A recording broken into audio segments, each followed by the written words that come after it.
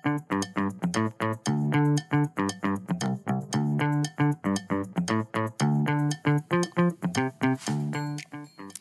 байцгаана уу? Од өндөр суугаас та бүхнийхээ амрыг ярин мэдчилж байна. Технологийн гайхамшиг нэвтрүүлэг эхэллээ. За өнөөдрийн сэдэв бол хиймэл шүүгчийн талаар ярилцсан. За студид компьютерийн шинжилгээ ухаанчаас чулуу хөтөлж урнаа хоёр ажиллаж байна. За нэвтрүүлгийн хамтран ажиллагчаар үрждэг сар хариултаа хадгалъя, худалдаа өгчлийн банк болон Univision-тэй хамтдаа жаргалтай Univision компани маань хамтран ажиллаж байна. За нэвтрүүлэг маань NTV-гээр болон Од Мөндөр радио 107 83.3 хүсэ хост төлгөөнөөр та бүхэндээ хүрдэгэ. За өдрийн минь төргий хасаа. За өдрийн минь. Юу хиймэл шүүгч болж байгаа да. Юуны шүүгч юм бол гэдэг. Хараа орноо гайхаад энэ юуны шүүгч юм бэ гэд. Ус шүүгч юм уу энэ гэдэг нэрэл сонин нэр өгсөн байх шүү. Сонин багцсан бол сайн байлгүй тий. Тий. Хуулийн шүүгч. Тий. Ер нь бол өнөөдөр ярих сэдэв бол хиймэл оюухан. Тэгээд дэрс нь хууль гэдэг зүйл. Хууль гэдэг зүйлтэй хиймэл оюухан ер нь яаж огтлцож байгаа гэдэг их сонирхолтой. За дээрэс нь жишээ нь хиймэл оюун одоо ирээдүйд энэ ёс зүй, ёс суртахуун тэргээл те этик, морал тэргээл гэдэг шүү дээ. Энэ зүйлүүд ер нь яах юм? Энэ хурц одоо бидний зовлон жаргалыг ойлгох юм уу, мэдх юм уу? Энэ төр гэдэг асуудал. За дээрэс нь жишээ нь юуны философийн тэр асуудлууд гэдэг одоо те нийтийн одоо эрх ашигын төлөө энэ гэдэг ч юм уу, утилитаризм энэ тэргээл философийн асуудлууд байж идэг. Шүүх засаглал дээр бас их ашиглагддаг, буруу гарч зөвөөрч ашиглагддаг янз бүрийн кейсүүд байж байгаа. Тэд нар ихэнх нь одоо яа тийм хүний суртахуунтай холбоотой, хүний үзэл бодолтой холбоотой, нийгмийн үзэл бодолтой холбоотой ийм сэнзэн юмнуудаас болоод бид нэр ийм рационал биш сэтгэл зүй дээр сэтгэл санаа одоо энэ юун дээр суурилсан, сэтгэл хөдлөл дээр суурилсан ийм юунуудыг гаргаж идэг, шийдвэрүүдийг гаргаад идэг. Тэгвэл энийг чинь хиймэл оюухан шийдэж чадах юм биш үү тэр гэсэн маш олон асуудлууд яг энэ хиймэл оюун болон хууль гэсэн салбарт бол хөндөгддөг. Тэгэхээр энэ бол маш сонирхолтой. Дээрэс нь одоо энэ хиймэл оюун ухааны тухай энэ сизонд одоо үргэлжилж байгаа манай энэ цуврал хиймэл оюун ухааны тухай энэ юунууд бол бараг сүүлийнх нь сэдв болж байгаа AI-ийн тухай. Тэгэхээр бол хиймэл оюуны тухай сүүлчийн энэ үлрэлийн сэдв. За энэ хууль, шүүгч, өмгөөлөгч энэ төргээл олон төрлийн хиймэл оюун байж бол. За хууль бол хил юм гэж байгаа. Хуулийн хил гэдээ бид нар ярьдэн шүү дээ тий. Хил гэж хэдхэн юмыг л оруулж байгаа ш. Тэрэн дунд нь бас хуулийг орд юм байна тий. Тий. Хууль ч өөрөө бол ингээ хил واخхгүй юу. Бид нар бол хуулийн хилээр ярих марих гэдэг тусдаа хилээр яриад байгаа шүү дээ. Ер нь бол тий. Одоо итгээд гэдэг бол хуулийн хиллэг энэ төр болоод явчихдаг ч юм уу тий. Тэр хүн гэх юм бол одоо хуулийг ойлгохгүй шүү дээ. Хүн гэж юу юм гэдэг ингээ гайхаж шүү дээ. Тэгээ энэ бол итгээд юм аа энэ төр хэлдэг юм бол тэгэл хэлчихгүй гэдэг юм. За ямар ч сан хууль бол хил. Гэтэл бидний нөгөө нэг өнөөдөр ашиглаад байгаа ChatGPT энэ төр гэдэг бол яг л ийм програмчлалын хэлийг ойлгодог, хүний хэлийг ойлгодог, төрөл бүрийн одоо улс орнуудын хэлийг, програмчлалын хэлүүдийг, за дээрэс нь өшөө бүр амтны хэлийг гээд ингээ ер нь хэл судалдаг large language model гэдэг юм зүйл байж байгаа. Тэгэхээр хуульч гэсэн хэл юм бол энэ хиймэл оюухан ч хамгийн сайн хийж чадах юм биш үү? Тэр зөвхөн ChatGPT-ийн тэр чинь хууль мөлийг бол хашраах юм биш үү гэдэг тиймэрхүү санаанд гарч ирж байгаа. За тэгээд хэрвээ бидний ашиглаж байгаа ChatGPT хуулийг уншаад ойлгох чаддаг, эсвэл хууль мол бичиж чадна, гэрэмэрээ бичиж чадна гэх юм бол энэ чинь ерөөсө бараг л миний одоо хуульч болох юм биш үү тэр гэдэг асуулт гарч ирнэ. Үгүй бол өөрөө эн чинь хуульч болж чадах юм биш үү? Энэ хуульчдын мэрэгжлийг нь болоогаад хуульчдыг ажилгүй болгох гэдэг юм шиг гэдэг иймэрхүү асуудлууд одоо хөндөгдөд эхэлж байгаа. За хууль дээр бол маш сайн гэдэг нь бол харагддаг л да. Одоо ChatGPT-гээс ч ерөнхийдөө харагддаг. Цаад чинь бол ингэж байгаа шүү дээ, тийм. За би гадаад хүнтэй ингээ харилцчихлаа гэж дээ хиймэл оюун бол.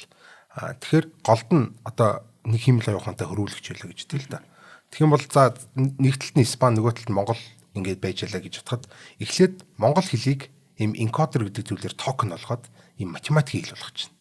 За тэгээ математикийн хэл дотроо нөгөө нэг өөр нэг хөрвүүлдэг декодер гэж байгаа. Одоо тэр токеныг аваачаад эргүүлж ямар нэгэн хэл рүү гаргадаг ийм декодер гэдэг юм байж байгаа. Тэр Испани хэлний декодер ашиглаад ингээд нөгөө нэг Испани хэлэн дээр миний асуусан асуулт гараад ирнэ гэсэн үг.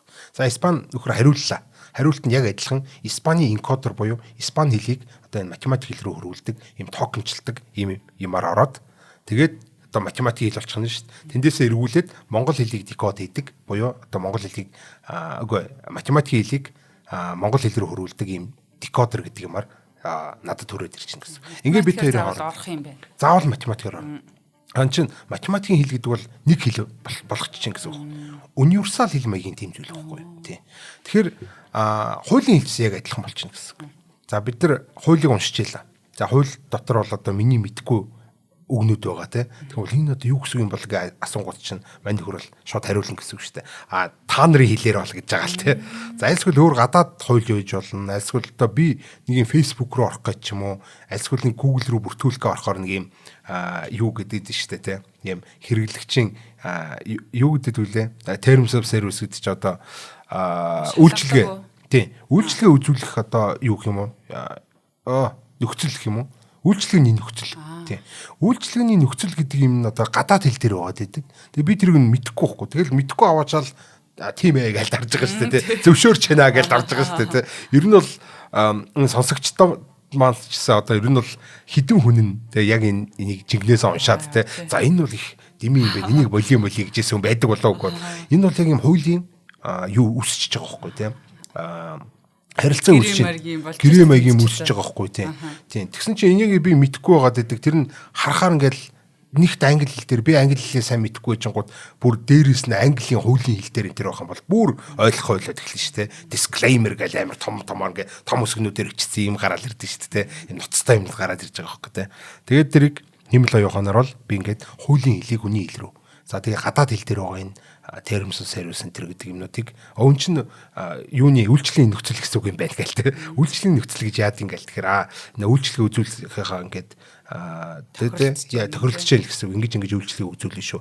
Өөрөө чинь өгсөн өгдөл бол одоо манайх болно шүү энэ гэдэг ч юм уу тийм сэн юмнууд бол энэ дэр тохиролцож байна гэдэг ингээд тэгэхээр за яах одоо миний өгдлийг авахтай альсгүй ирээдүйд би өгдлөө хийхээ өмнө боддог ч юм уу те.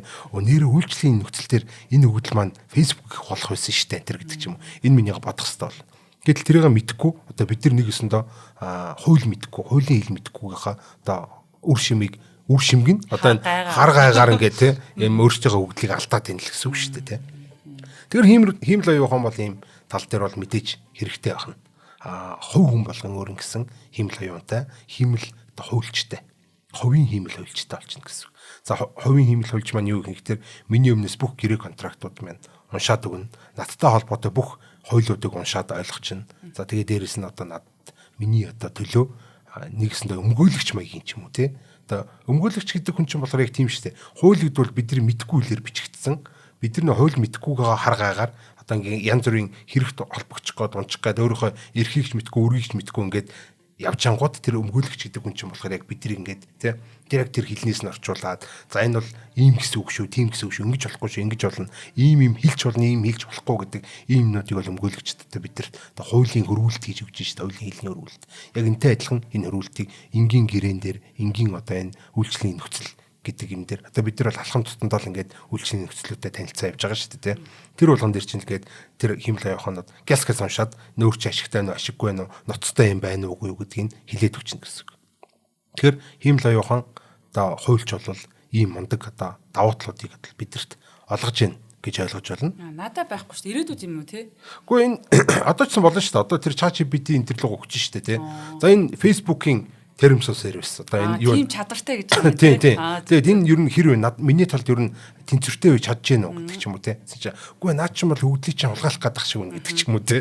Иймэрхүү байдлаар надад шууд хуулийнхын нэлээр ойлгоод хариулчихна гэсэн үг байхгүй. Харин тийм шүү дээ. Одоо өмгөөлөгч гэдэг бол хүн болгон өөрийн өсчөнтэй байдаг гэдэг шиг өмгөөлөгчтэй заавал байж ах хэрэгтэй. Ямар нэг асуудал болох те. Тэг чин биднэрт чинь мөнгө санхүү хаанаас өмгөөлөгч болох уу гэдэг асуудал тохиолдод байдаг бол одоо ChatGPT-гээ хайтайхан ярьчих болох юм байна тийм. Одоо ChatGPT ч юм бол зөвхөн хүний хэлнээс гадна хуулийн хэлийг мэдж байгаа юм чинь бидрийг бол ингээд сайхан өмгөөлж чадна гэсэн үг шүү дээ. Гэтэл нөгөө нэг хувийн эмч би бол таны эмч биш. Гэтэ бол тий яг эмчтэр оч үзүүл. Гэтэ яг нэг энэ эмийг бол овчл зүгээрээдэг байдаг гэд хэлчихдэгтэй адилхан.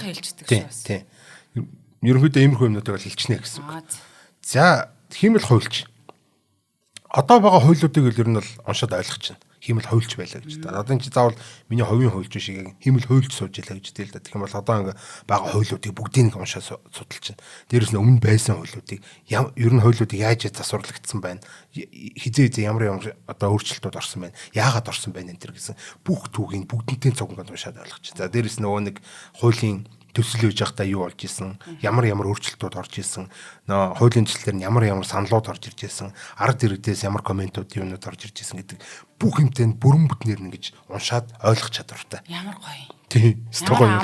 Тийм, амар. За тэгээ дээрэс нь шүү энийг уншиж ойлгоцсны дараа үг үсгийн болон тийм утгын алдаануудыг олж чадна. Одоо боломжит хуулийн цоорхоонуудыг олж чадна. Урьдчилан таамаглах хууль хоорондын одоо нийцлийг үнэлж чадна. Одоо энэ зарим хуульч хоорондоо юу хийж болно шүү дээ тий. Нийцэхгүй энэ төр хийж болно шүү дээ. Тэгэх юм бол цоорхоо гэдэг шиг нэ. Тэгээ хуулийн цоорхоо гэдэг шиг тий. Нэг хууль нэг гिचээд хаад нөгөө уул нь А гэдэг нэг хууль нь Б гэдэг ингээх юм бол жүүн чинь болохгүй гэдэг. За энэ дээр нь болохоор бидэрт одоо тийм тохирох тийм засварыг санал болгодог, хуулийн шинжилгээг санал болгодог. За тэгээ шинэ хуулийн төслийн тэр боловсруулж чадна. Оо манай улсын хурлын гишүүдтэй тэгвэл ChatGPT-г асууж байгаа юм шүү. Тэгэн штэ тийм. Одоо би нэг тийм хууль гаргая гэдэг нөгөө чинь цаа нэг иймэрхүү байдаг да. Ихэнх улсын хуулиуд бол нэг иймэрхүү байдаг болохоор ингээ гаргачихвал ер нь болно дөө гэдэг те. Ингээл гаргаад өгнө гэсэн үг. Гэтэ яг хаа Монголд болохоор орчин нөхцөл нэг иймэрхүү болохоор за энэ хуулийн төслийн энэ ингээ өөрчилчихье. Тэгээ энэ ямар шүү вэ? Ингээд нэг уншаад үтчих гэдэг ч юм уу те. Нөгөөт нь бас салхуураад би уншиж уншаа яах вэ? Чи өөрөө мэдээд ингээ хийчих үчих гээд тэгээ хийлгүүлчих болно гэсэн үг. За ямар ч ийм хиймэл хуульчд байх боломжтой. Энэ хиймэл хуульчд бол 24/7 ингээд ерөөсөө ингээд ажиллаж идэг. За тэгээ дээрэс нь зөвхөн одоо юу гэдэг хуулийг судлаад хуулийг шинжилгэхээс гадна хуулийн шинжилтүүд дээр жишээл шинэ хуулийн төсөл мэтлэлгээд ард иргэдээр санал асуулга авах, одоо санал шүүмж авах. Тэр санал шүүмжүүдийн хуулийн дээр тусах уу, тусахгүй юу? Энэ юунуудыг нь одоо гомдол тэр үеж болно шүү дээ. Эцэстээ та нар ийм хууль батлаад ахтай явах те. Хууль гэж ийм байдгүй гэсэн ард иргэд орж ирэнгүүт нөгөө ард иргэд нэрүүлээ хариулцдаг ч юм уу те. Та яагаад ингэж байгаа? Яг юу ин гэж байгаа ингээд таны аргумент юу ин гэж хагаад өөртөө ярилцж хагаад одоо тэр хүнээс үнэхээр нэрээ зөвлөгөө өрж яах юм бол тэрийг нь тийш штий нэрээ тийш штий гэдэг ингээд хуулийн дээр засвар оруулцдаг ч юм уу те. Хуулиар хүн шиг яриад тах гэдэг. Ийшээ гарч байгаа нэг ярьчээ гэдэг. Тэгээ тийм боломжтой болж байна гэсэн. Тэр хүний хөлөөр ярьж болж байгаа гэдэг бол маш сонирхолтой. За энэ цаашаа юу болж болох тэр хуульч гэсэн хүнштэй гэдэг юм болж байна. Хуулаа. Тий. Хуульч гэсэн ер нь бол өөрөө хүн. Бид нар тэгж хашгинж ярьдэн шүү дээ тий. Гэхдээ бид нар бол одоо хуульчаас биш. Ерөөсөө хуулиас нь өөрөөс нь шууд асуух боломж өрдөж чинь гэсэн. Хууль өөрөө ярьдаг болчихно гэсэн. Тийм биш тий. Хууль өөрөө яриад байгаа. Тий, хууль өөрөө ярих байхгүй. Би бол ийм гээд ингээ ярина гэсэн шүү дээ тий. Тий. Наач ямар гоё юм. Тий, энэ гоё бас тий. Тэгээ надаас юу ч хийсэн хамаагүй асуу гэж ингээ вэж юм. За хууль минь аа. Тий. За хууль гоё. Ийм байж болохгүй гэж ярил тий. За хууль бол өөрөө ингээд шууд надаас хүснэ асуу гэдэг юм жижигхэн цонх мохтой.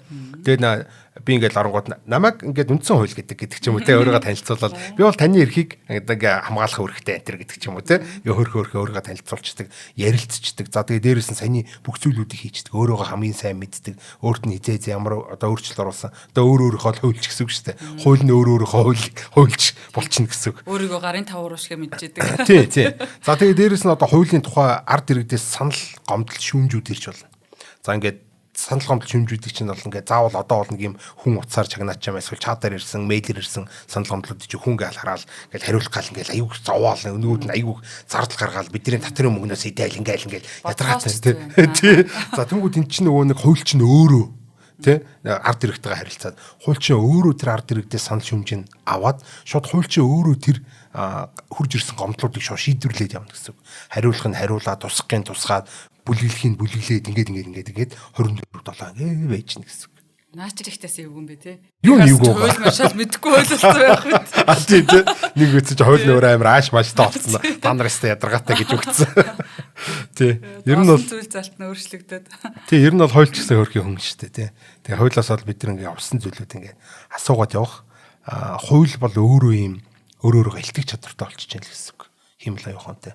Үнэхээр амар үнэхээр сайхан. Одоо хууль гэдэг бол бидний одоо амьдарч байгаа тоглоомын дүрм шүү дээ. Энийг ихэнх нь мэддэггүй. Тэгээ маш их алдаа онаагаад эсвэл хохироо явааддаг тий. Тэгсэн чинь ийм гоё найзтай болчихно чинь байж боломжтой юм. Гэтээ дутагдaltaй талууд байгааг асаадахгүй ярих бах тий. Ярина. За хоёулаа нэвтрүүлгийн хамтран ажиллагчийг танилцуулаад өргөжлүүлье. Тэгэхээр өнөөдрийн нэвтрүүлгийн маань ивент тэгчээр Univision компани маань хамтран ажиллаж байгаа. Тэгээд Univision бол одоо маш гоё үйлчлэгийг үзүүлдэг газар тий. Гэхдээ төхөөрөмж нь ингээ болохоо олчхаар айгүй стресстэй. Тэгээд яг ямар учиртай болоо гэд би бүр нэг удаа нөгөө төхөөрөмж нь болохоо олсоо өөрөө нөгөө ажил ихтэй тэрийг ач учрын сайн олохгүй тэ оператортай жоохон холбогдож чадахгүй гэд нөгөө ивент тэтгэж байгуулаа муулаа нарчихгүй. Тэгээд нөгөө холбогдохгүй тэгээд нэг зурагт үзэх шаардлага гарахгүй тэгээд жоохон явцсан. Тэгсэн чинь манай асуудал юунд байсан гэж манай адаптерт байсан. Төхөөрөмж соснос хойш хуучин төхөөрөмжнийхээ адаптерыг нэг шиндээ ашигласан. Тэгсэн чинь тэр маань адаптераасаа болоод уг нөгөө тог мог дамжаа асаад байгаа штэ. Би ерөөсөө тэрийг адаптераас болсон гэж бодоагүй байхгүй. Тэгсэн чинь адаптераас болдсон бэлээ. Би тэгээд энийг бүр түмэнд хэлмээр санагдсан. Маш одоо тэ начиг ингээд тэгээ яг юм ажиллахгүй хараа ингээ хүн айгүй стресс зовж байгаа юм чинь. Тийм адаптер нь яг таарсан байх хэрэгтэй юм билээ шүү. Энэ бас яг чухал тэ юуны бичнээс одоо нөгж байгаа зөвлөгөөний дунд нь бас яг энэ нь явж илээ. Тэгээ би бас өөрийнхөө түүхийг оруулаад ярьж байгаа юм. За тэгээд Univision-тэй холбоотой энэ заавар мэдээллийг IPTV-с дотор Univision Tips гэдээ бас юм хэсэгтэй байгаа. За тэгээд энэ хэсгээс авах боломжтой болсон. Бид нар ч одоо заавал онлайн оператортэй холбогдоод энэ гэрэл нас чинь яаж ийж ингээл тэгэхээр нэгдүгürt хариу хүлээх хэцүү. Ер нь ингээд жоохон ер нь хүнтэй уцаар ярих чаа ядаргаа байдаг байхгүй. Тэгсэн чинь одоо шууд tips рүү оронготой одоо яг мэдхгүй зүйл заавар зөвлөгөө бүх юма тэндээс нь авчих юм байна. Энэ бол надад айгүй амар ахгүй. Надад зүгээр бэлэн заавар нь яжвал би тэрийг л авах гээд байгаа шүү дээ. Тэр одоо нэг оператортой холбогдох юм чинь те.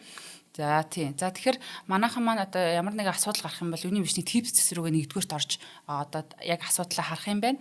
За хоёрдугаарт бас аюу инээдтэй нэг асуудал гардаг юм байна. Тэжээвэр амттай айлууд нөгөө тэжээвэр амт нь кабель янз бүрийн юм ажиллаж бариад гимтээгээд тийм асуудал гардаг юм байна. Тэгэхээр та бүхэн маань одоо холболт одоо төхөөрөмжөө тэжээвэр амтан хүрхгүй газараа байрлуулах юм уу ийм зүйлийг бол бас яг санал болгож байгаа юм байна. Одоо олон тохиолдсон болоод санал болгож байгаа байлгүй те. За одоо нэмэх нь энэ сүүлийн үеийн гар утас компьютер нь болохоор энэ 5G 5 ГГц-ийн буюу одоо 1 секундэд 5 тэрбумын хэлбэлцдэг ийм интернетийг шаарддаг болсноос болоод одоо нэг хуучин төхөөрөмж маань болохоор 2.4 ГГц-ээр ажилладаг. За шинэ нь бол 5-аар ажилладаг. Энээс болоод бас ажиллахгүй ч юм уу ямар нэгэн тоглолт гарах болох эрсдэлтэй гэдгийг бас та бүхэндээ ингээд сануулж хэлж байгаа. Ийм зүйлийг 3 зүйлийг сануулж хэлж байгаамаа. Тэгээд та бүхэн маань ер нь бол нөгөө фэйсбүүкээр шууд оператортой холбогдчихдаг, аргыг мэдэх хуцаар нь бас шууд холбогдчихдаг тий. Тэгээд яг ингээд заавраа зүг авчих юм бол энд ерөөс ямар ч асуудал ер нь байдгүй юм байлээ шүү. Тэгээд та бүхэн маань илүү дэлгэрэнгүй мэдээллийг бас help.cg Univision цэг-ийн сайтаас авах боломжтой. Тийм тийштэй яг энэ Univision гээд газрууд бол яг ингээд өөр өөрсдийнхээ үйлчлэгийг бол хамгийн сайнаар хүргэж идэг. За ингээд чатууд нь хүртэл одоо сүүлийн үед одоо оюун ухаантай болоод эхэллээ шүү дээ тий. Тэгээ сайхан заавал хүн хүлээх шаардлагагүйгээр бас одоо удахгүй бол энэ төхөөрөмжүүд өөрсдөө яриад эхэлсэн шүү дээ. Надаас өснөө асуу гэж яж шүү дээ тий. Чи яагаад болохгүй чи яагаад ажиллахгүй байгааг асуугаад нөгөөд нь үгүй миний адаптер энэ адаптернд байгаа юм биш үү гэд өөрөө ярьцдаг ч юм уу тий. Ирээдүйд тийм болно гэж найдаж байна. Гэхдээ ихэнхдээ одоо бидний шийдвэрлэж байгаа асуудлууд бол дандаа л бидрээс өөрсдөөс нь болоод байдаг тий. Тэгээ дээрэс нь одоо маш энгийн иймэрхүү зүйлүүд бол бид нар өөрсдөө мэдхгүйгээс болоод ингээд асуудал ороод идэг. Нөгөө байгууллага одоо янз бүр болоод нөгөө байгууллага буруутгаад байсан атлаа одоо бидний жижигхэн нэг сонор сэрэмжийн асуудал хасаагаад унтраах гэх мэт. Тэгээ энэ түгээмэл асуудаг асуултуудыг чинь бол ингээд нийлүүлээ тэр tips дотор ингээд байрлуулчихна гэдэг чинь бол би одоо тэндээс дахиж тийм бод тэ хүн болгоны бүдэрдэг юм дээр бүдрэх шаардлагагүй болчихно гэсэн үг шүү дээ. Тэгэж алтан цаг алдахгүй мундаг мэдлэгтэй болчихно гэсэн үг шүү дээ. Тэгээ тиймэрхүү юмнуудыг ухаад ингээд явж байхад бол бас сонирхолтой байдаг. Өө нэрээ ингээд юм бахта түрүүний хэлсэн чинь бас сонирхолтой шүү дээ.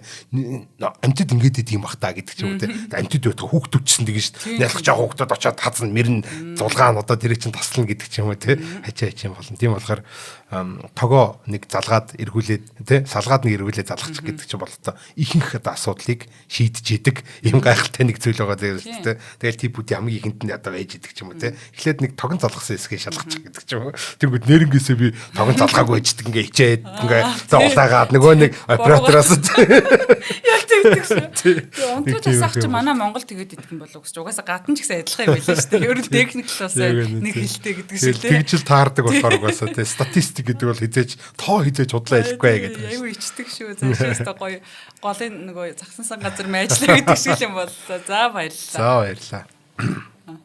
За хувийн хуульчиг бол түрүү нэлийн цогц дурдсан. Гэтэ за хувийн хуульч гэдэг бол хэд хэдэн том асуудлыг шийдэж өгнө.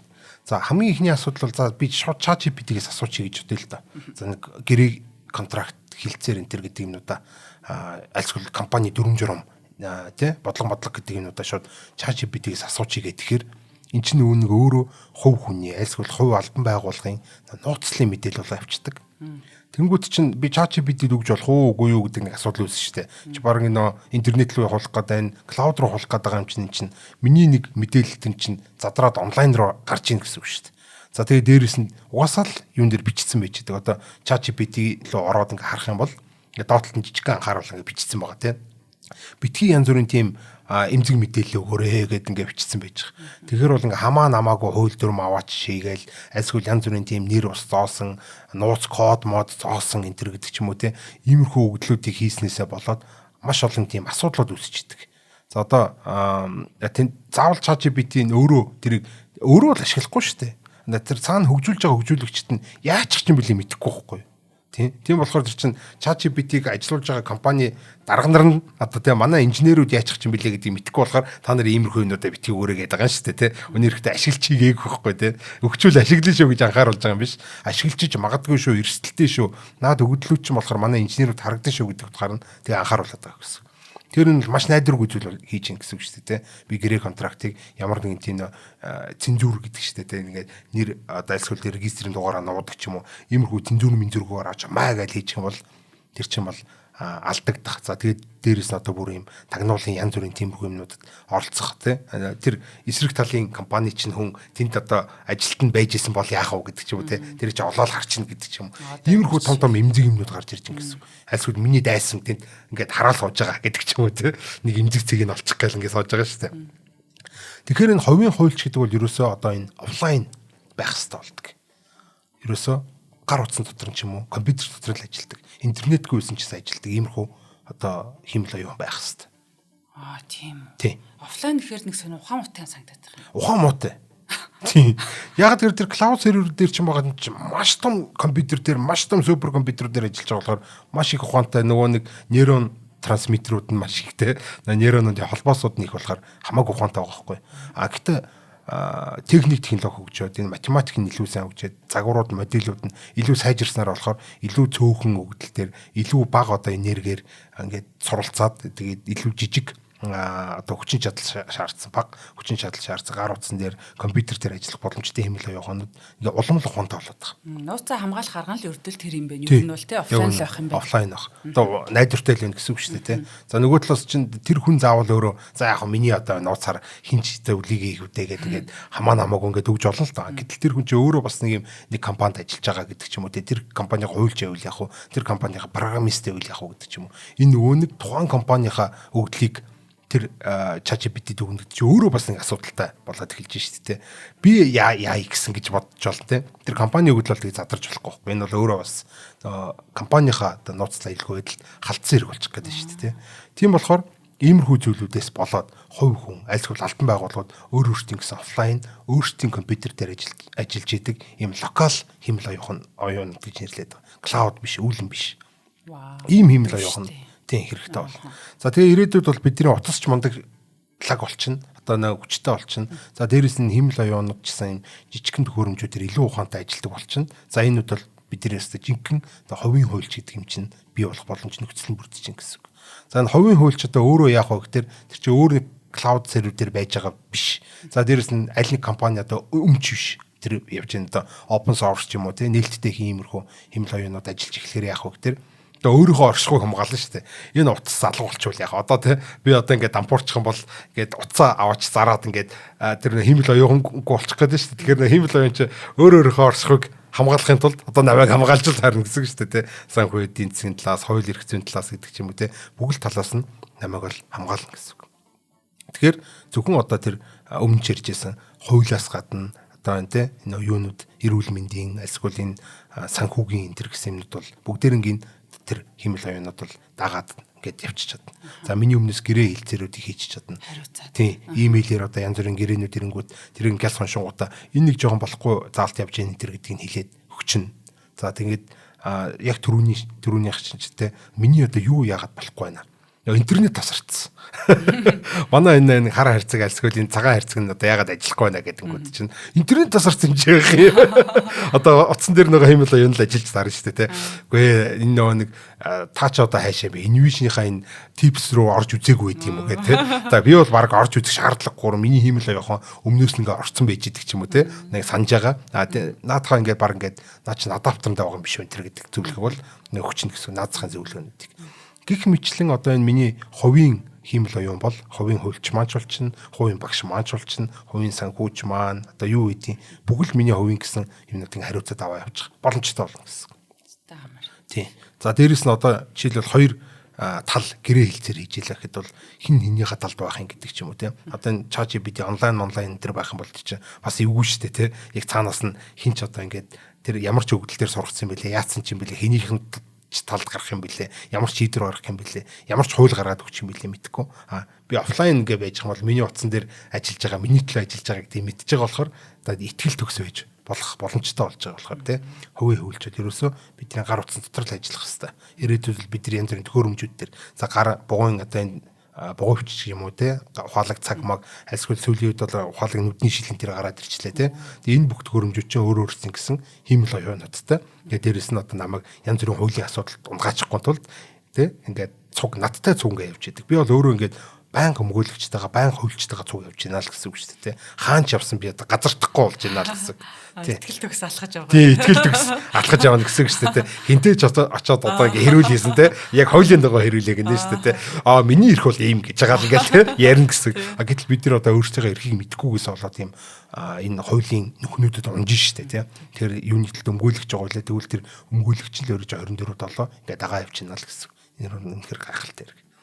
За цаашаа болохоор за нөгөө нэг эн чинь ийм гоё юм уу тэгээд ийм муухай юм байж л тарааш гэгээдсэн шүү дээ. Хүн алхаар сургагдсан гэж нэг юм ах тэр юм байдаг. Хиймэл оюун бол ингээ хүн алхаар сургагдсан байдаг. Сургагдсан. Тийм. Ингээд хүн алын шүү гэдэг ингээ сургагдсан байж байдаг. Тэгээд яагаад ингээд энэ хүн алхаар сургагдсан байдаг вэ гэхээр ер нь бол хүний эрэхтэй бидэрчсэн хүн алхаар сургагдсан. Бид нар уу? Тийм. Одоо ингээд нөгөө тролли проблем энэ төргээл асуудлууд ээждэг. Одоо нөгөө нэг галт тэрэгний асуудал гэж хэлээд шүү дээ, тий. Ингээд нөгөө нэг галт тэрэгний зам дээр нэг хүн байж гэн, 5 хүн байж гэн, алийг нь алах вэ гэдэнгүүт бид тэр за нэгийг л алъя л да гэвэл тэр нэг нь тэгвэл чиний таньдаг хайртай хүн байвал яах вэ? Төгнөө 5-ыг ална гэл. Тэгвэл нэ тэр 5 ч нь одоо ийм байвал яах вэ гэл тэр гээл тий. Нөгөө чинь тэр танаа улсын ерөнхийлөгч байвал яах вэ? Тэгвэл 5-ыг ална гэдэг ч юм уу гээд нэгэсэндээ нэг морал этик гэдэг юм чинь энэ дэр бидний рационал шийдвэр гаргахад маш их саад болж идэг юм зүйл байхгүй юу?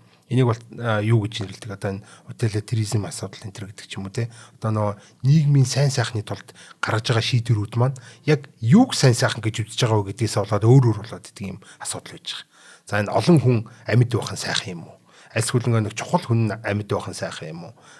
Тэ миний хайртай хүн амьд байх нь сайхан юм уу? Аль нь сайхан, аль нь нийгмийн сайн сайхан гэдгийг бид нөө үнэлэх хэмжүүрүүд байхгүй болохоор бид нар өөрсдөө ч гэсэн энэ асуудалд одоо хариулт байхгүй.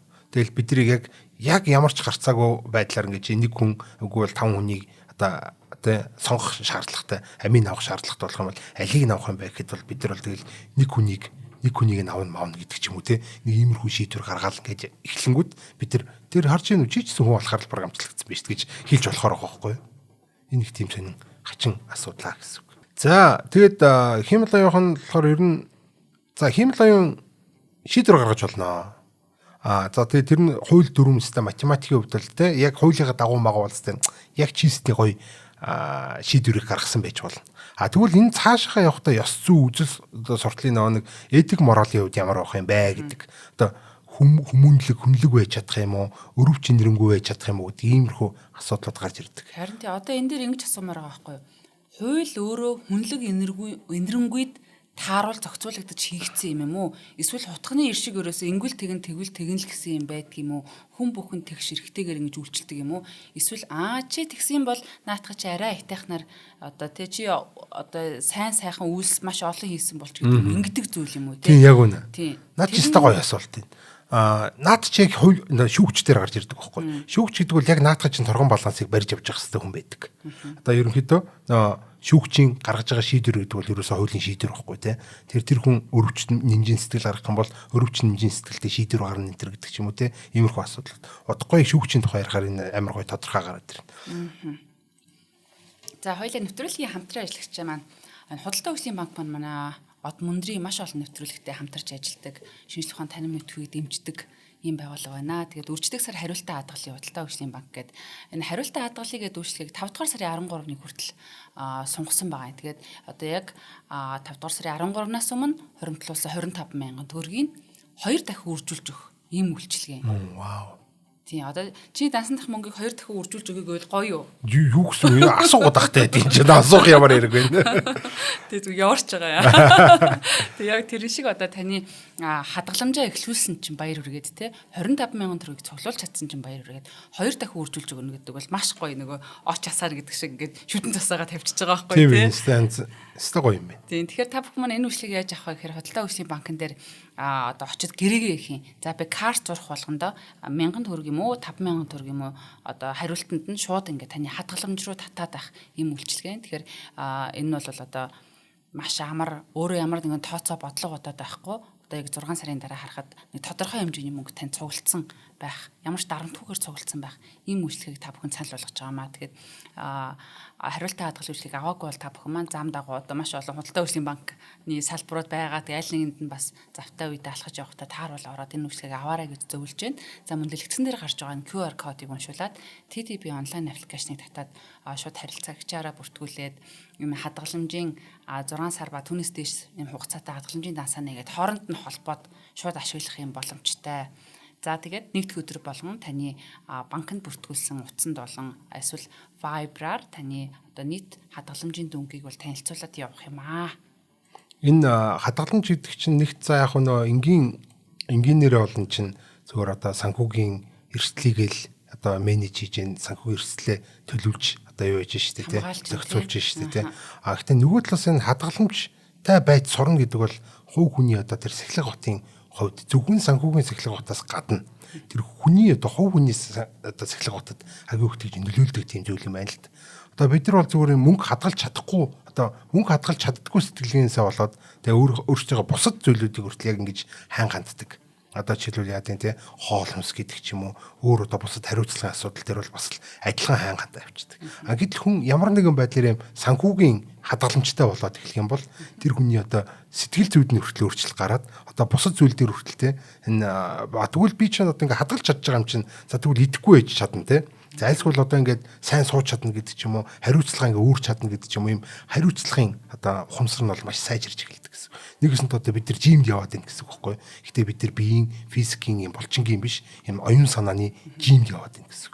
Тэр мөнгө хадгалж сурна гэдэг бол жижигч байсан, томч байсан ерөөсөө хамаахгүй. Энэ бол ингээд тийм сэтгэл зүйн жим гэдээ ойлгочих жол те. Ийм бэлтгэл хийгээд байна гэсэн үг шүү дээ те.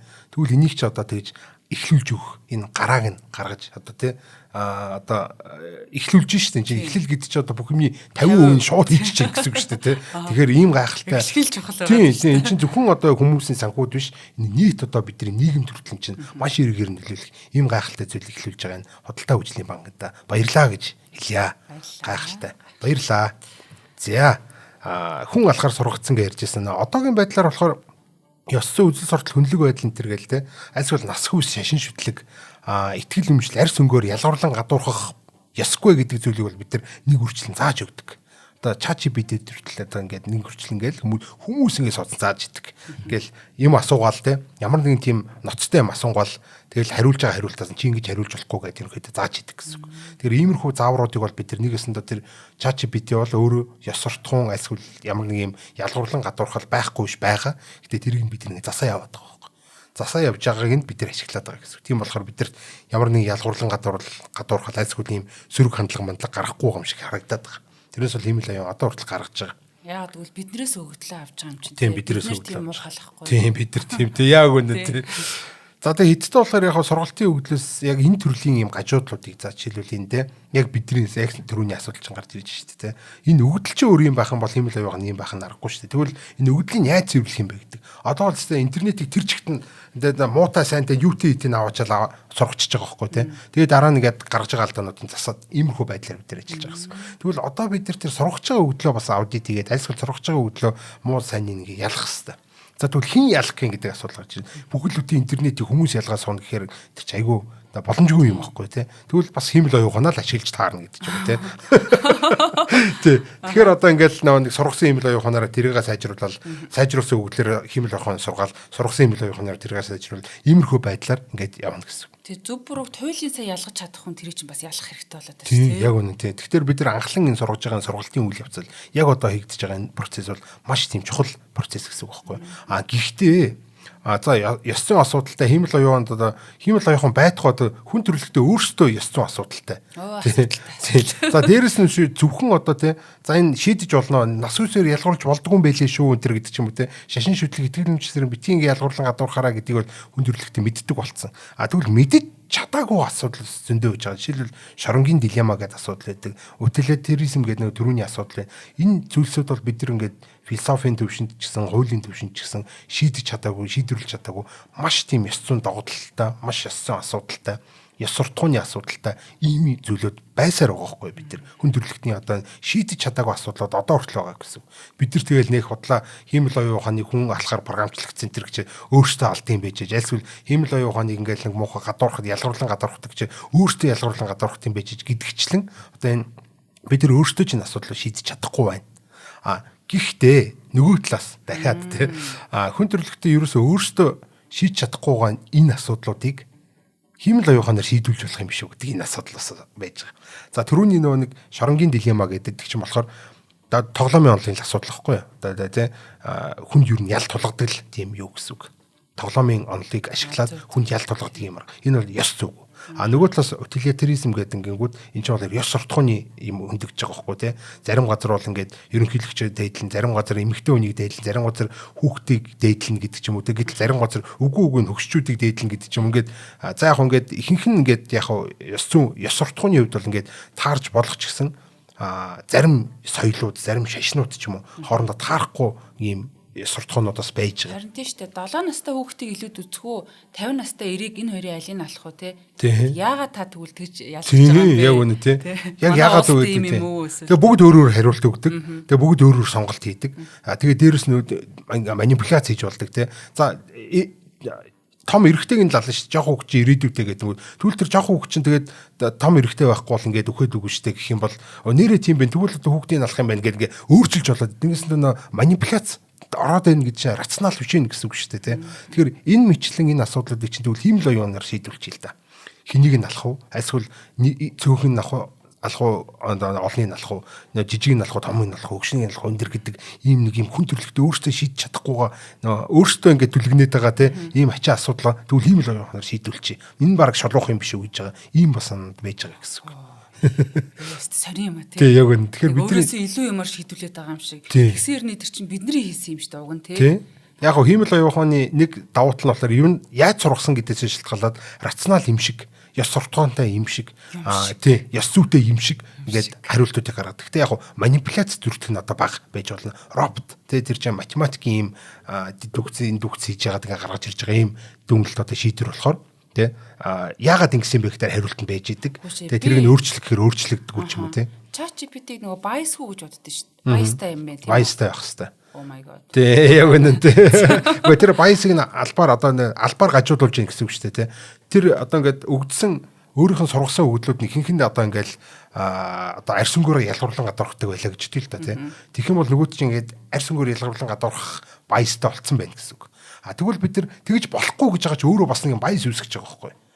Ялгуурлан гадуурхаж болохгүй гэдэг байгаа чинь өөрөө ямар нэгэн бас гажуудлах байхгүй юу? Бүх юм баяслах биш баа. Тэгэхээр бол бид нар бол ингээ ямар нэгэн байдлаар тэр ийм ёс зүй, ёс суртахуун загаал юм гэсэн. Ийм баяс үйж болохгүй. Баяс байна гингүүтэй. Одоо баяс альсгүй байхгүй гингүүтэй баястай болгож чинь ч юм уу те. Иймэрхүү бас асуудлууд ч гарч ирж байгаа. Тэр үл ерөөсөө бид нар ойлгож мэдэхгүй байхгүй. Энэ мэдэхгүй асуудлыг л ерөөсөө ийм л яваханаар шийдвүлчээ гэдэг юм бас зарим одоо зарим хүмүүсийн одоо ийм мэрэгэн ухаанууд явж байна. Гэхдээ энэ ч гэсэн мэдээж одоо юутай асуудалтай одоо түрүүн хэлсэн шүү дээ те ёс зүйтэй юм шиг гэдэг байгаа шүү дээ те ёс суртахуунтай юм шиг харагдаад байгаа байхгүй амар итгэжсэн юмсан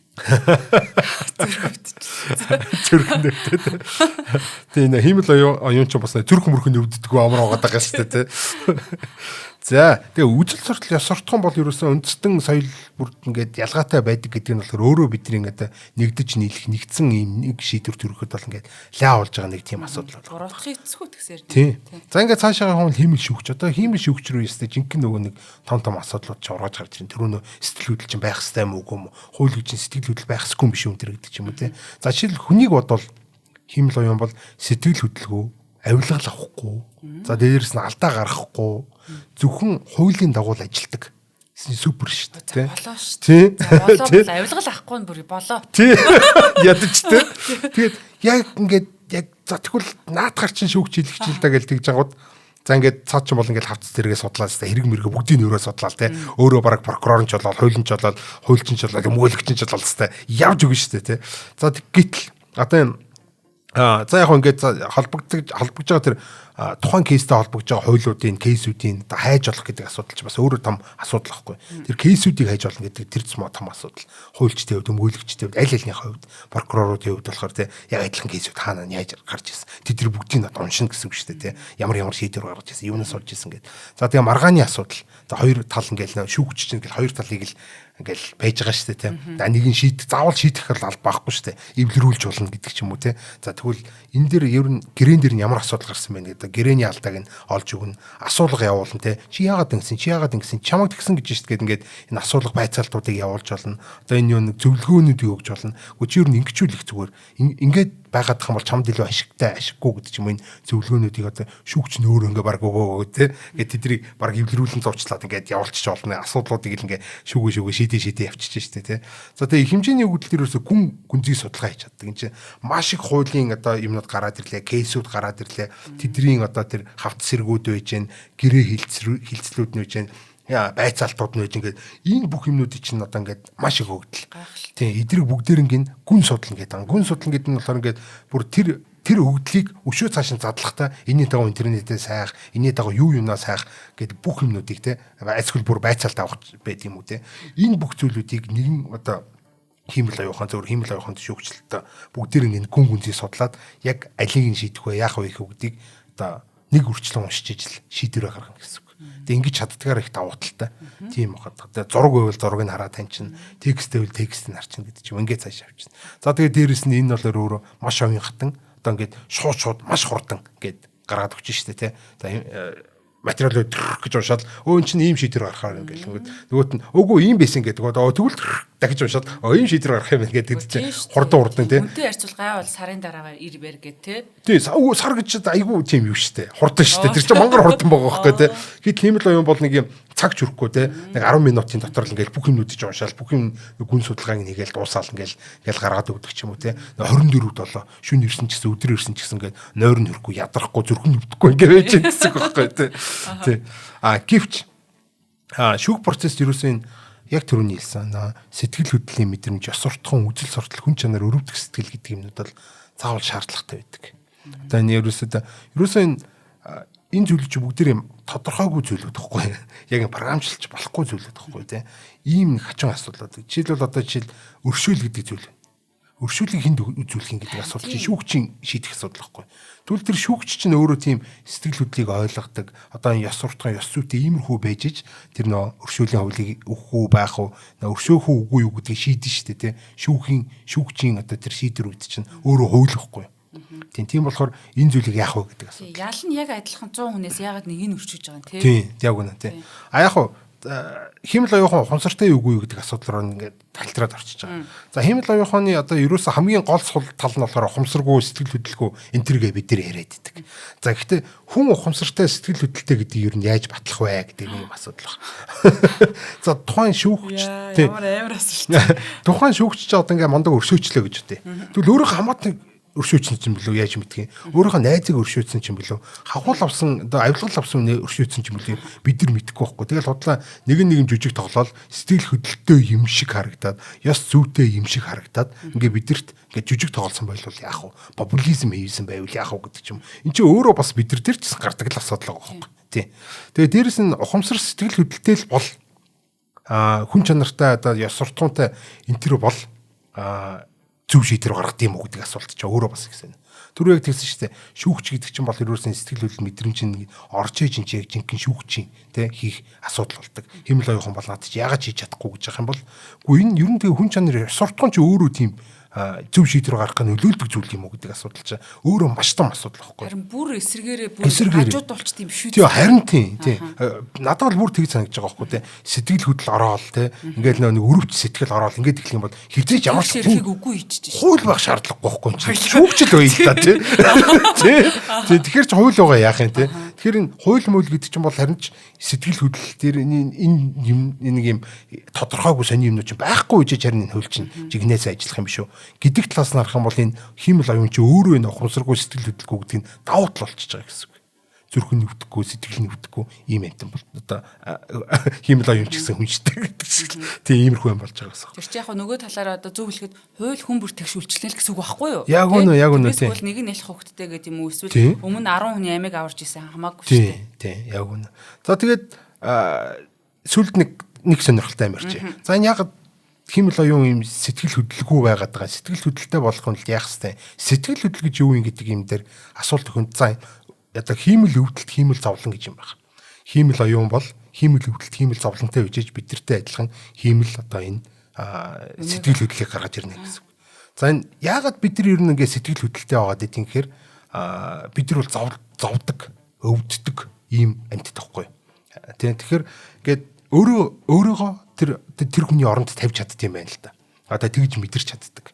За жишээл шүүгч бол ингээд тухайн шүүгдэж байгаа хүнийг бол би энэ хүний оронд байсан бол яах вэ гэд өмнө нь өвдөж зовж исэн. Одоо ийм хүн бол сэтгэл нь одоо те ингээд одоо өвддөг ч юм уу одоо зовоод те энэ хөөрхөн амт ингээд өрөвдөд тийм өрөвдөд ингээд энэ чанар бол ерөөсө хүндл байдаг юм. Хүндл байдаг ч гэж те амтэн ч гэсэн байгаа л да. Зовдөг амтэн байдаг байхгүй. Өвддөг зовдөг юм амтанд. Тэгэхээр би өмнө нь өөрөө ингэж өвдөж исэн, өмнө нь өөрөө ингэж зовж исэн болохоор бусдынхаагаа тэгж бас ойлгодог. Амтны хүртэл ойлгоно те. Амтан бол ингээл нэг юм хөрх амтан зовж байгаа бол иви гэнэ өрөвдөж байгаа байхгүй те. Гэтэл нөгөө нэг хиймэл оюухан ч яах юм. Зүгээр өвгдөл нь зовж байгаа хүмүүс ингэдэгтэй өвдөж байгаа хүмүүс ингэдэгтэй гээд тэрэн дээр суралцсан л болохоос ч бол дотроо жинхэнэ өвдөлт байгаа юу, жинхэнэ зовлон байгаа юу гэдгийг бид нар ялгаж салгаж чадахгүй байхгүй. Одоо өрөвдөж үжиглэх юм уу яах юм те. Тийм, өрөвдөж жүжиглэнэ л гэсэн үг тийм. Тэгээд энэ асуудлыг одоо бид нар юуны хүчтгсэн сургалт гэж байдаг. Хүчтгсэн сургалт гэдэг бол яг амтан сургаж байгаатай адилхан сургалт гэхгүй. За амтан ингээл те өсрөгнгүүд өсрөхгүй болгоот нэгээд гой чихэр өгдөг ч юм уу те. Айлсгол загнадаг зоддог ч юм уу те. За өсөрчөнгүүд ингээ гой чихэр мэхэр өгөөл илээлтэй ингээл магтаал хоромшуулаад те. Ингэнгүүд энийг болохоор хүчтгсэн сургалт гэж нэрлэдэг. Reinforcement learning гэж нэрлэдэг. Амтныг бол ингэж сургадаг байхгүй. Тэгээ хиймэл оюуханыг бид нар бас ингэж сургадаг арга байгаа. Одоо reinforcement learning буюу яг юм хүчтгэж сургадаг. Нэгөөсөндөө нэг оноо гаргаад ирдэг. Тэр оноогоороо те зөв юм хийх юм бол шагнаад, зөв юм хийхгүй бол шагнахгүй үг бол бүр ингэ сөрөг оноо өгдөг юм те. Тэгэхээр энэ сөрөг оноо нь ерөнхийдөө хиймэл оюуханы ерөнхийдөө зовлон ингэж симуляцлж байгаа те. Нэг юм нөгөө хиймэл оюухаж буруу юм хийчлээ гэдэг одоо те. Яг жинхэнэ зовлон тэнд очиж гэнэ үгүй юу гэдгийг бол бид нар мэдэхгүй байхгүй те. Иймэрхүү нэг юмнууд бас байж байгаа. Яг тэр хиймэл оюуханд яаж бид нар түүлийн зовлон мэдрүүлэх вэ гэдэг нэг юм асуудал байгаа. Хэрвээ хиймэл оюуханд энэ зовлон мэдрүүлчих юм бол хиймэл оюухан бид нар ойлгох гэдэг байхгүй тий. Сэтгэл хөдлөлтэй зовдөг зовлонтой болох гэдэг байхгүй. Гэтэл дахиад нөгөө талаас нь заяа. Бид нар тэгээд амар тийм амцгүй юм хийгээд байгаа байхгүй тэр чинь нэг хөөрхөн амтан зовдгүй амтан бий чинь зовоох гэдэг байгаа байхгүй тий. Өвддгүй амтанээс чи өвдүүлэх гэдэг байгаа байхгүй тэр. Ингээд чи намайг мэдэргээд тий. Тэгэхээр одоо бид нар өөрсдөө нэг молиггүй амтд болох гэдэг шүү дээ. Тэгэхээр энэ өөрөө бас ёс зүйн хувьд зөвөө буруу юу гэдэг чинь өөрөө бас асуудал. Тэр нь зовоож чадах юм уу юм чинь. За нэг зовоож чадах юм уу? За зовоож чадлаа ч ер нь зовоогоод тахтай яг одоо бас муухай байгаа шүү дээ. Зовоомор байгаа нь муухай. Чийчсэн бид нартэй цог зовж ээж ингээд шүүгч болно гэдэг ч юм уу те. Иймэрхүү байдалтай. За нөгөө талаас нь за үнэхээр зовоод байгаа мөг юм уу гэдгийг бид нар мэдчих чадахгүй байхгүй бас. Тий зовж байгаа юм шиг жүжиглээд хүн зовж байгаа юм шиг жүжиглэж болно шүү дээ. Тэр шүүгдэж байгаа нөхөр бол худлаа ингэж жүжиглэж байгаа тий худлаа зовж байгаа юм шиг жүжиглэж байгаад одоо хууль завших гэж болно шүү дээ. Тэ шүүгчийн одоо шийдвэрийг завших гэж болно. Тийм болохоор энийг бол бид нар мэдэрч чадахгүй бас. Тэгэхээр бид нар чи адилхан бохгүй хиймэл оюухан хандаад байгаа. Зүгээр жигнэсээ зовж байгаа үгүйг нь гаднаас нь мэдэрч чадахгүй болохоор яг адилхан юм болчихж байгаа байхгүй. Хиймэл оюухануудын чинь биднээс тэгж асуул. Та нар тэгвэл яаж зовж байгаа? Та нар зовж байгаа батлах гэвэл бид нар баталж чадахгүй шүү дээ. Тэ бид нар ингээд та нар ингээд сэтгэл чинь хөдөлж байгаа юм. та нар үнэхээр жигнэсээ уйлж байгаа мөг юм уу? Худлаа зовж чадна шүү. Тийм яг үнэн тийм. Тэгэхээр хиймэл оюухан бичсэн чадна шүү. Тэгэл ингээл байж хахад ирээдүйд бол бидний хиймэл оюухан ирэх гэдэг зүйлийг хамгаалах үгүй юу гэдэг ийм асуудал руу орно гэсэн үг. За тэгэхээр одоо хуулиуд бол тэр чигээрээ ингээд шинжлэгдэн гэсэн үг шүү дээ тийм. За ингээд хүний эрхийн түгээмэл тонхорлол болон гэдэг ч юм уу тийм. Хиймэл оюуны энтергээд ингээд ороод ирэх юм лөө. Альсгүй бүр сүүлдээ нөгөө нэг хуульчин хиймэл оюухан болцсон, шүүгчин хиймэл оюухан болцсон, өмгөөлөгчин хиймэл оюухан болцсон. Иймэрхүү нийгэм байх юм бол одоо яг тэр шүүгч нь хиймэл оюуханы талд шийдвэр гаргаад байвал яах вэ? Хуульч нь хиймэл оюуханы талд хууль зохиогоод байвал яах вэ? Өмгөөлөгч нь хиймэл оюуханы талд ажиллаад байвал эн чинь өөрөө энэ нийгэм нь өөрөө хууль нь өөрөө бас хиймэл оюухан болох гээд одоо бид нар тэр нийгмээс гадуурхагдаж авчигдаа жинхэнэ нөгөө нэг баястай юм рууч орох гэдэг шүү дээ. Тэгэхээр энэ болгон яг энэ хууль талаасаа, ёс зүй талаасаа, ёс суртахуун талаасаа энэ хиймэл оюун дээрээс нь одоо энэ бидний яриад байгаа энэ хурцтамал асуудлууд хүн төрөлхтөнд одоо хүртэл шийдэж чадаагүй асуудлууд зарим нь шийдэж хиймэл оюухан өөрөө шийдэж чинь зарим бид нар өөрсдөө шийдэж чадаагүй юм байж хиймэл оюухануудыг худлаа хартаж сэртэл үнэн хэрэгтэй хиймэл оюухануудаас хамгийн аюултай нь бид нар өөрсдөө хиймэл оюуханаас илүү аюултай энтэд байгаа даа байхгүй юу. Ийм сэн асуудлууд бол яг энэ сэдвүүдээр л хөндөгддөг. За үнэхээр сонирхолтой байлаа шүү. За нэвтрүүлгийн маань хамтран ажиллагчаар үрдэг сар хариултаа хадгалагчийн худалдаа хөгжлийн банк болон Univision-тэй хамтдаа жаргалтай Univision компани маань ивэнтдгээ ажиллалаа. За нэвтрүүлэг маань NTV-гээр мөн Одмондөр радио 107.83 гэсэн хост төлөөнөөр та бүхэндээ хүрдэг. За тэгээ хасаад их баярлалаа. Тэс үзэг сонсогч та бүхэндээ их баярлалаа. Дараагийн нэвтрүүлгээр эргүү болцъя. За баярлалаа. Баяртай. Нэвтрүүлгийг хүлээн авсан Нарны аймгийн монголчуудаа баярлалаа. Одмондөр суваг энэ мэтлэн танин мэдхүн мянган хөтөлбөрийг 2025 оны 7 сарын 1 хүртэл та бүхэнд хүргэх юм. Их хэлээрээ шинжлэх ухаан танин мэдхүг түгээхийн үйлсэд та нэгтгэх хүсвэл бидэнд танд өгөх боломжтой. Нэг нэвтрүүлгийг 100 төгрөгөөр буюу 1000 нэвтрүүлгийг 100,000 төгрөгөөр үнэлээд та биднийг дэмжээрэй. Жилдээ ганцхан удаа 100,000 төгрөгөөр дэмжснээр шинжлэх ухаан танин мэдхүг түгээх энэ үйл хэрэг таны оролцоотойгоор амжилттай үргэлжлэх юм а. Зандан хүү миний нэр дээрх голомт банкны данс байгаа. 30 15 15 1942 30 15 15 1942 Та 100,000 төгрөгөөр шилжүүлэхдээ гүйлгээний утга дээр нь өөрийн нэр болон утасны дугаараа заавал бичээрэй. 100,000 төгрөг хандвалснаар Одмондөр сувгийн алтан гишүүн болох юм. Шинжлэх ухаан танин мэдхгүй Монголд ялах болтугай.